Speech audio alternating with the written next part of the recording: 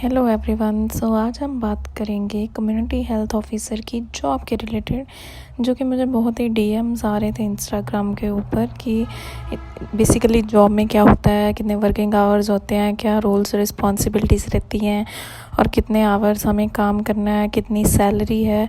All about let's start with our video. Community health officer की जो job होती है वो फर्स्टली विलेज लेवल की जॉब होती है। ठीक है, हमारी विलेज में पोस्टिंग होएगी, ना ही कोई डिस्ट्रिक्ट हॉस्पिटल में, ना ही कोई एसटीएच पे, ना ही कोई पीएससी पे, ना ही कोई सीएचसी पे। ठीक है, हमने एक विलेज में ही काम करना होता है। हमारे पास 5000 की पॉपुलेशन होती है। ठीक है, 3000 और 5000 के इन बिटवीन ही पॉपुलेशन होती है। ठीक है, विलेज की। उसके अकॉर्डिंग हमने अपने टारगेट्स पूरे करने होते हैं। ठीक है,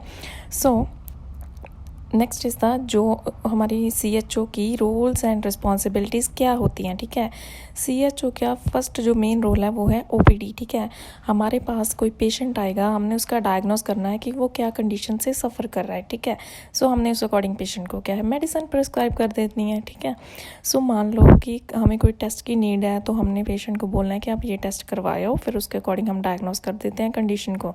ठीक है, वैसे तो हमारे पास HB मीटर भी होता है। अगर कोई हमारे पास लग रहा है कि हमारे पास कोई एनीमिक पेशेंट आया, ठीक है, तो हम उसका HB हमारे सेंटर पे चेक कर लेते हैं। ठीक है, कोई डायबिटीज़ का पेशेंट है तो हमारे पास ग्लूकोज स्ट्रिप्स अवेलेबल होती है, ग्लूकोमीटर अवेलेबल होता है। कोई हाइपरटेंशन का पेशेंट है तो हमारे पास क्या है, बीपी ऑपरेटर्स अवेलेबल होता है। ठीक है, तो ये सारे इंस्ट्रूमेंट, कोई हमें लग रहा है कि किसी को वुमेन को कोई वेजाइनल इन्फेक्शन का केस है, तो हमारे पास पूरी वो ट्रे होती है। ठीक है, जिससे हम सर्विक्स वगैरह की, ठीक है, हमारे पास सब इंस्ट्रूमेंट्स अवेलेबल होते हैं, जिससे हम क्या है चेक कर सकते हैं प्रॉपर। ठीक है, हमारे पास प्रॉपर इंस्ट्रूमेंट्स हमें प्रोवाइड किए जाते हैं। अगर मान लो कोई ईयर का केस है, ठीक है, ईयर इन्फेक्शन का, तो हमारे पास उसके भी इंस्ट्रूमेंट्स प्रोवाइड होते हैं। कोई आई साइट का केस है तो हमारे पास वो भी क्या है, सब इंस्ट्रूमेंट्स क्या है प्रोवाइड होते हैं। ठीक है, फिर भी हमें कोई लग रहा है कि कोई टेस्ट ऐसा है जो हमारे पास अवेलेबल नहीं है, तो हम उस पेशेंट का करवा के फिर उससे रिपोर्ट दे के हम उसको डायग्नोस कर सकते हैं। ठीक है, कंडीशन को। ये तो था हमारा ओपीडी। सेकंड है हमारा एएनसी चेकअप। ठीक है, हमने एंटीनेटल चेकअप करना होता है वुमेन का, प्रेग्नेंट वुमेन का, जिसका ड्यू हो रहा है। सपोज अभी अगस्त का मंथ चल रहा है, अभी कोई वुमेन को 4th मंथ स्टार्ट हो गया। ठीक है, किसी को 7 स्टार्ट हो गया, तो उनका क्या है, ड्यू हो गया चेकअप। ठीक है, तो हमने क्या वुमेन का एएनसी चेकअप करना होता है with the help of Asha's. ठीक है, हम आशास को बोलते हैं कि आप पेशेंट लेके आओ। ठीक है, जो भी एएनसी पेशेंट है, तो हम उसका क्या है पूरा प्रॉपर वेट, HB, BP वगैरह क्या है, हम उसका प्रॉपर चेक करते हैं। ठीक है, next is a high risk follow up. ठीक है, हमारे पास ना कई ऐसे केसेस होते हैं, एएनसी केसेस, जो कि हाई रिस्क में होते हैं। कोई ट्विन प्रेगनेंसी है, कोई 18 से कम की एज है, किसी का HB 7.5 से नीचे है। ठीक है, इनका हमने हर मंथ क्या है प्रॉपर फॉलोअप करना होता है। ठीक है, एज अ CHO। ठीक है, next is the TV referral. TV referral का CHO का क्या काम होता है, MPHW आशा की हेल्प से हम क्या है, हम बोलते हैं कि आप अपने एरिया में देखो कि किसको 12 डेज से ज़्यादा कफ है। ठीक है, या फिर 12 डेज हो गए हैं, उसका वेट लॉस भी हो रहा है। ठीक है, तो हमने क्या है उस पेशेंट को क्या है टीवी रेफरल के लिए भेजना है। ठीक है, हमारे HWC पे तो ये फैसिलिटी अवेलेबल नहीं होती कि वहाँ पे हम टीवी टेस्ट वगैरह कर सकते हैं, तो हम क्या है पेशेंट को CSC लेवल पे उसको बोलते हैं कि आप अपना सैंपल लेके CSC लेवल पे चले जाओ। ठीक है, ये रोल होता है CHO का कि हमने टीवी रेफरल करनी है। ठीक है, पेशेंट ने खुद जाना होता है अपना सैंपल लेके। नेक्स्ट इज़ द हाइपरटेंशन और डायबिटीज़ के पेशेंट की हमने रजिस्ट्रेशन करनी होती है। ठीक है, ये भी क्या है, हम आशा को बोलते हैं कि आप अपने एरिया में से CBAC फॉर्म फिल करके लेके आओ। ठीक है, फिर उससे क्या है कि हम जो अपने देखते हैं, फिर हम CBAC फॉर्म के इसमें किन पेशेंट को हाइपरटेंशन है और डायबिटीज़ मेलाइटिस के केस हैं, फिर उनको हम ना, हमारे पास एक सिंपल ऐप होती है, हम उस पर क्या है उसको रजिस्ट्रेशन कर देते हैं। ठीक है, और वहाँ पे जो हमारे पास मेडिसिन अवेलेबल होती है, ठीक है, हाइपरटेंशन डायबिटीज़ की, तो हम पेशेंट को दे देते हैं। और हम क्या है ना, उनका एक BP पासपोर्ट भी बोलते हैं और हम उनको BP कार्ड भी बोलते हैं, वो हम पेशेंट का बनाते हैं।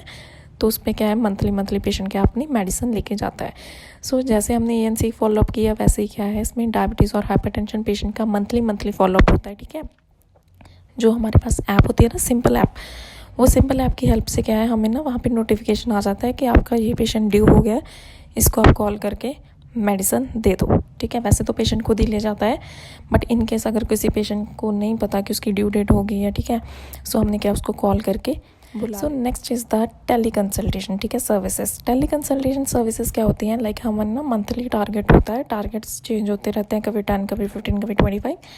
सो क्या है, मान लो कोई मेरे पास ऐसा केस आ गया, ठीक है, कि मेरी समझ में नहीं आ रहा है कि अभी इसका क्या डायग्नोस करूँ, इसको क्या मेडिसिन दूँ।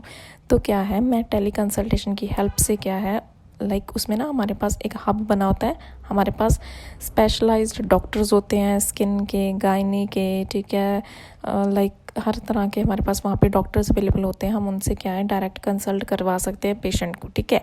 पेशेंट की हम डॉक्टर से बात कर सकते हैं, अगर पेशेंट अनकंफर्टेबल फील कर रहा है तो हम खुद डॉक्टर से क्या है कंसल्ट कर लेते हैं इन केसेस में। तो वो डॉक्टर क्या है हमें पेशेंट का पूरा प्रेस्क्रिप्शन लिख के दे देते हैं, फिर वो डॉक्टर क्या है 1 वीक के आफ्टर क्या फॉलोअप करते हैं, ठीक है।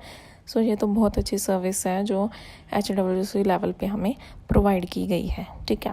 सो नेक्स्ट क्या है, एक हमारा होता है कि मान लो कई बार टेली कंसल्टेशन सर्विसेज आप नहीं कर पा रहे हो किसी भी लाइक इलेक्ट्रिसिटी की प्रॉब्लम की वजह से, जहाँ फर्दर कोई भी प्रॉब्लम, ठीक है। सो उस केसेस में क्या है, हमने उनको अपवर्ड रेफरल कर देना है पेशेंट को, ठीक है। फिर उसका क्या हमने डाउनवर्ड रेफरल करते हैं, फिर डॉक्टर, फिर उनका क्या हमने फॉलोअप करना होता है। That's all about the roles and responsibilities. अगर फिर भी आपको कोई कन्फ्यूज़न हो रही है तो आप मुझे इंस्टाग्राम पे DM कर सकते हो, मैं लिंक शेयर कर दूँगी, जहाँ फिर आप मुझे यहाँ पे कमेंट सेक्शन में पूछ सकते हो। सो next is the working hours. Working hours क्या होते हैं, हमारे CHO की कोई शिफ्ट ड्यूटी नहीं होती, सिर्फ मॉर्निंग ड्यूटी ही होती है, ठीक है। हमने समर्स में 8 AM से 2 PM काम करना होता है, और विंटर्स में हमने 9 AM से 3 PM, हमारी 6 आवर्स की ड्यूटी ही होती है, ठीक है। तो next is the salary.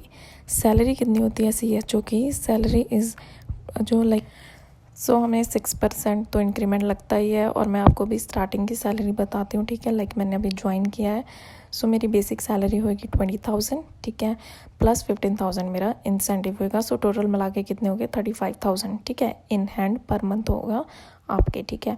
So salary जो है वो आपके अकाउंट में ही आती है, ठीक है। वैसे तो देखो टारगेट्स हम मोस्टली पूरे कर ही लेते हैं, ठीक है।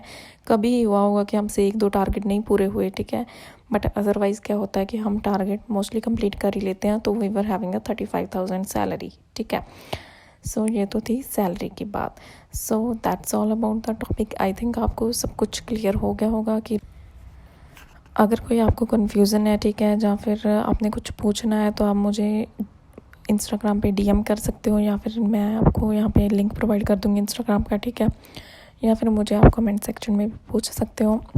अगर आपको मेरी वीडियो समझ आई हो, ठीक है, अच्छी लगी हो, तो प्लीज़ इसे ज़्यादा से ज़्यादा शेयर करें। Please subscribe my channel. I will post more interesting videos, ठीक है। मैं टॉपिक्स के बारे में भी मोर इंटरेस्टिंग वीडियोज़ आपके साथ शेयर करूँगी, ठीक है। So thank you so much for watching my video.